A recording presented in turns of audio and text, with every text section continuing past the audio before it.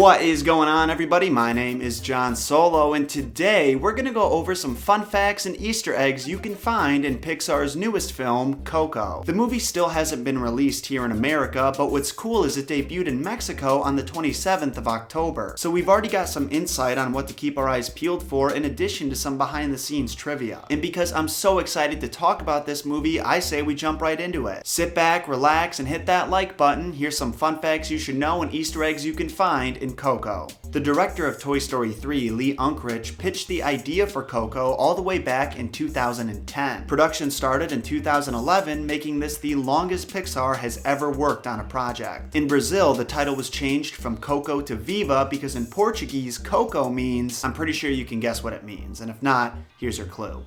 Coco is set to release in America on November 22nd, 2017, which just so happens to be the 22nd anniversary of the first film Pixar ever released, Toy Story. Toy Story came out 22 years ago. Isn't that insane? This is going to be Disney's last original animated feature film of the 2010s. We have The Incredibles 2 and Wreck-It Ralph 2 coming in 2018, and Toy Story 4 and Frozen 2 coming in 2019. Not to mention, it's also their only original film since The Good Dinosaur, which came out 2 years ago. Sidebar, if you haven't seen The Good Dinosaur yet, do yourself a favor and watch it. For some reason, people like to hate on it, but it's one of my favorite Disney movies of all time. Before being called Coco, the movie was titled Dia de los Muertos, which translates to Day of the Dead, the Mexican holiday the movie takes place on. Disney was forced to change the title shortly after the public caught wind that they tried to trademark it. A lot of people thought Disney was trying to trademark an important aspect of Mexican culture. I think it's important to note there is a distinction between what Disney was trying to trademark and the way Day of the Dead is typically spelled, but I totally understand the outrage because there's almost no difference. Hoping to avoid more outrage as well as make Coco culturally accurate, Pixar formed a cultural consultant group similar to what Disney did for Moana. In addition to the cultural consultant group, the creators of Coco made 5 trips down to Mexico to research the people, food, traditions, holidays, etc. The land of the dead Miguel travels to is inspired by the Mexican city Guanajuato, which is known for its colorful houses on the hillsides that almost look like they're stacked on top of each other. One of the more interesting things I learned from my research is the animators behind Coco found it surprisingly difficult to animate the skeleton characters. Since they lacked any kind of muscular system, they had to be animated differently than their human counterparts. Cheech from the iconic duo Cheech and Chong makes an appearance in Coco as a corrections officer, playing his first Pixar character outside of the Cars franchise and his 4th Disney character overall. Keep your eye out for the orchestra director that appears towards the end of the film. His appearance was based on Michael Giacchino, who was the composer for Coco, as well as some other notable films. As you might expect, the iconic Pizza Planet truck makes an appearance as well. I don't have a picture, but word on the street is you can see it driving in front of the Rivera shoe store and the scene where Mama Julia is explaining the no music in the house rule to Miguel. Train your brain so you're ready to spot it. As soon as you hear Mama Julia say no music in the house, look in the background and you should find it. Remember the kid with the bubblegum from The Incredibles?